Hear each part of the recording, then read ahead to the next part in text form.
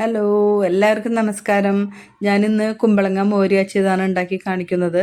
ഞാൻ സാധാരണ ഇങ്ങനെയാണ് ചെയ്യാറ് കേട്ടോ. ആദ്യം തന്നെ കുമ്പളങ്ങ നല്ലോണം കഴുകി വൃത്തിയാക്കി മുറിച്ചത് ഒരു ചട്ടിയിലേക്ക് ഇടാം.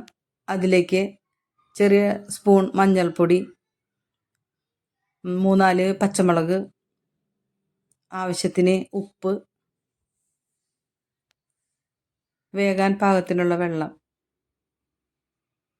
ഇനി അത് മൂടി വെച്ച് നമുക്ക് വേവിച്ചെടുക്കാം. വെള്ളമൊക്കെ വറ്റി വെന്തിട്ടുണ്ട്.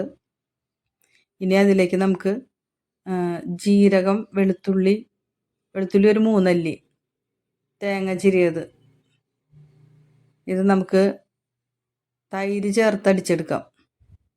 നന്നായി അരച്ചെടുക്കാം കേട്ടോ. ഈ അരപ്പ് നമുക്ക് കുമ്പളങ്ങ വെന്തതിലേക്ക് നമുക്ക് ഒഴിച്ചു കൊടുക്കാം.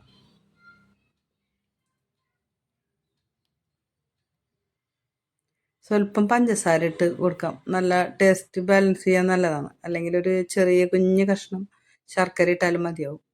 ഇനി ഒരു ചട്ടി അടുപ്പത്ത് വെച്ച് അതിലേക്ക് വെളിച്ചെണ്ണ ചൂടാക്കി കഴിയുമ്പോൾ കടുക് പൊട്ടിക്കുക, സ്വല്പം ഉലുവ ചേർക്കാം, പിന്നെ വറ്റൽമുളക്, വേപ്പില.